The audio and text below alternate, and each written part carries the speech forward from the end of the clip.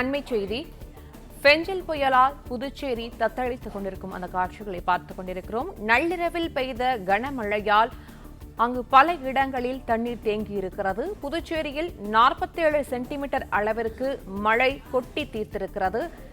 புதுச்சேரி நகர் பகுதிகளை இதனால் வெள்ள நீர் சூழ்ந்திருக்கும் காட்சிகளை நம்மால் காண முடிகிறது. குடியிருப்புகளை வெள்ள நீர் அதீத அளவில் சூழ்ந்திருக்கிறது.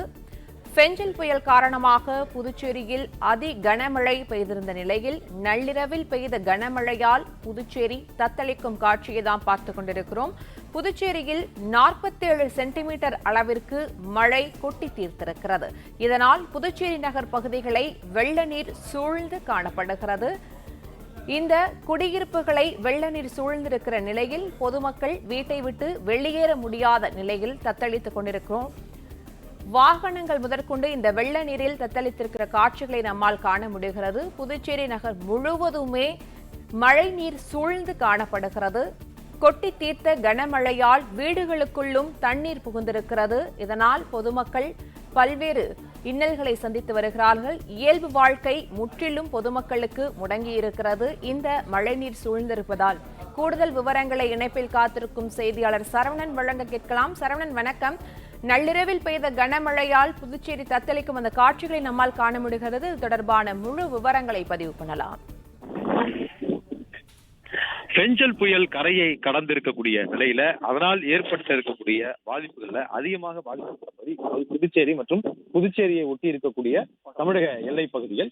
இந்த இடங்களில் எல்லாம் பல்வேறு இடங்கள்ல சூழ்ந்து குடியிருப்பு பகுதியில் சூழ்ந்திருப்பதனால இன்னும் பொதுமக்கள் அவர்கள்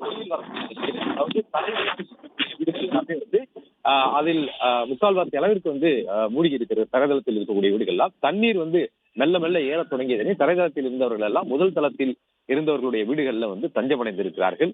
பலர் உடனடியாக தண்ணீர் ஏற தொடங்கியதுமே வெளியேறவும் தொடங்கி இருக்கிறார்கள்.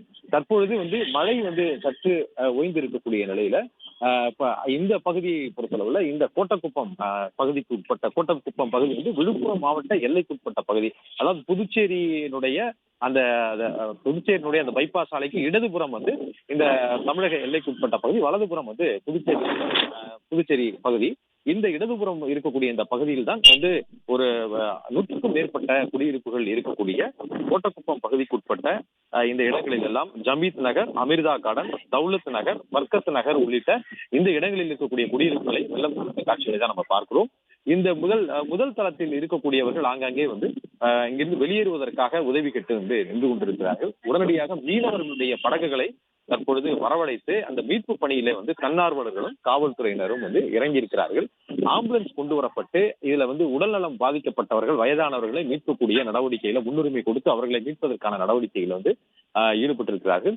இந்த 4 பகுதிகளை சொல்கிறார்கள். இந்த கோட்டக்குப்பம் பகுதிக்குட்பட்ட ஜமீத் நகர், அமிர்தா கார்டன், தௌலத் நகர், பர்கத் நகர் இந்த பகுதியில் இருக்கக்கூடிய அந்த குடியிருப்புகளில் தான் இந்த அளவிற்கு வெள்ளம் சூழ்ந்திருக்கிறது. அதாவது அருகில் இருக்கக்கூடிய, அதாவது சின்ன கோட்டக்குப்பம் பகுதியின் வழியாக செல்லக்கூடிய வெள்ளவாரி வாய்க்கால், இது கடலில் தண்ணீர் கலக்கக்கூடிய அந்த வாய்க்கால். அந்த வெள்ளவாரி வாய்க்கால்ல கரை உடைப்பு ஏற்பட்டு இந்த பகுதியில இந்த குடியிருப்பு பகுதிக்கு மழைநீர் சூழ்ந்திருப்பதாக தெரிவிக்கப்பட்டிருக்கிறது. நேற்று இரவு கனமழை பெய்திருக்கிறது. 46 சென்டிமீட்டருக்கு மேலே புதுவை பகுதியில சுற்றி இருக்கக்கூடிய பகுதியிலெல்லாம் இந்த மழை பெய்ததாக வானிலை ஆய்வு மையம் தெரிவித்திருக்கிறது.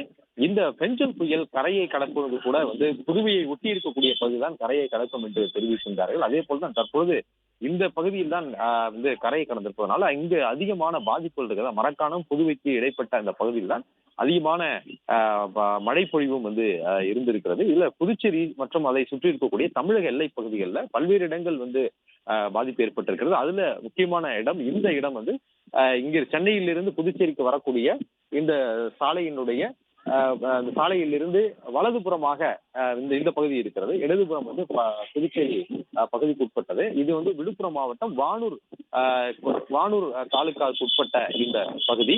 இதுல இந்த கோட்டக்குப்பம் என்ற இந்த பகுதியில் தான் இந்த 4 குடியிருப்பு பகுதிகள் ஜமீத் நகர், அமிர்தா கார்டன், தௌலத் நகர், பர்கத் நகர் இருக்கக்கூடிய இந்த குடியிருப்புகளில் இருக்கக்கூடிய வீடுகள் அனைத்துமே தரைதளங்களில் இருக்கக்கூடிய வீடுகள் எல்லாமே வெள்ளம் சூழ்ந்து இருக்கிறது. அந்த உடைந்த இந்த வாய்க்கால் ஒன்று வெள்ளவாரி வாய்க்கால் என்ற அந்த வாய்க்காலில் உடைப்பு ஏற்பட்டதுனால தொடர்ந்து மழைநீர் அதில் சூழ்ந்திருப்பதாகவும் அவற்றை இன்னும் வந்து அந்த வாய்க்கால்ல இன்னும் தொடர்ந்து மழைநீர் பல்வேறு இடங்களில் இருந்து வடிந்து கொண்டிருப்பதனால தற்பொழுது நீர் வடிவதற்கான சூழல் இல்லை. எனவே உடனடியாக வந்து தன்னார்வலர்கள் மூலமாகவும் காவல்துறையினரும் வந்து இந்த பகுதியில மீட்பு பணிகளில் ஈடுபட்டிருக்கிறார்கள். மீனவர் படகுகள் வந்து வரவழைக்கப்பட்டு இந்த மீட்பு பணிகள் வந்து தொடங்கி இருக்கிறது. பலரும் வந்து முதல் தளங்கள்ல, அதே போன்று மாடியினுடைய மேல் தளங்கள்ல வந்து நின்று கொண்டிருப்பதை வந்து நம்ம பார்க்கிறோம். பலர் வந்து குழந்தைகளுடன் வந்து நின்று கொண்டிருக்கிறார்கள். நேற்று இரவில் இருந்து வந்து கனமழையும் காற்றும் வந்து வீச தொடங்கியதுனால பலரும் வந்து வெளியில் வர முடியாத ஒரு நிலையும் வந்து இருந்தது. மழை மட்டும் பெய்திருந்தால் கூட வீட்டில் இருந்து அவர்கள் வந்து அங்கிருந்து மெல்ல மெல்ல தண்ணி ஏறுவதற்கு முன்பாக வெளியேறி இருக்கலாம். ஒரு சிலர் மட்டும்தான், அதாவது சாலைக்கு அருகில் இருந்தவர்கள் மட்டும்தான் அவ்வாறு வந்து வெளியேற முடிந்தது. ஆனால் வந்து இந்த பகுதியில இன்னும் வந்து ஒரு வீடுகள் மொத்தமாக ஒரு 1800 வீடுகள் சொல்கிறார்கள். 1800 வீடுகள் இந்த பகுதியில வந்து இருக்கிறது. 5000க்கும் மேற்பட்ட குடும்பங்கள் இந்த பகுதியில் வசிப்பதாக கூறுகிறார்கள்.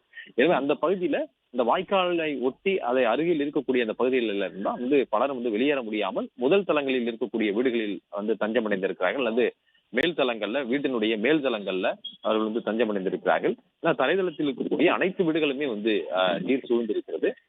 அவர்கள் வந்து தற்பொழுதுதான் வந்து இங்க இருக்கக்கூடிய சூழல் தெரிந்ததா, விடிந்த பிறகுதான் இங்கு வந்து இந்த அளவுக்கு மழைநீர் தேங்கி இருக்கிறது என்ற சூழல் தெரிந்து தற்பொழுது அதிகாரிகள் வந்து வரவழைக்கப்பட்டு ஆம்புலன்ஸ் உள்ளிட்ட வாகனங்களும் வந்து வரவழைக்கப்பட்டிருக்கிறது. மீனவர் படகுகளை வந்து வரவழைத்துதான் அந்த படகுகள் மூலமாக மீட்பு பணிகளை வந்து தொடங்கி இருக்கிறார்கள். ஒரு 3 அடியிலிருந்து 4 அடி வரை ஒரு சில இடங்கள்ல இருக்கிறது. இன்னும் வந்து செல்ல செல்ல அதிகமாக வந்து 5 அடி வரை தண்ணீர் தேங்கி இருப்பதாகவும் வந்து கூறுகிறார்கள். படகுகள் வந்து எந்தெந்த பகுதிகளில், குறிப்பாக எந்தெந்த வீடுகள்ல குழந்தைகள், முதியவர்கள் இருக்கிறார்களோ அந்த வீடுகளுக்கு சென்று முன்னுரிமை அளித்து அவர்களை மீட்பதற்கான நடவடிக்கையில ஈடுபட வேண்டும் என்று அவர்களுக்கு அதிகாரிகள் அறிவுறுத்தியுள்ளனர்.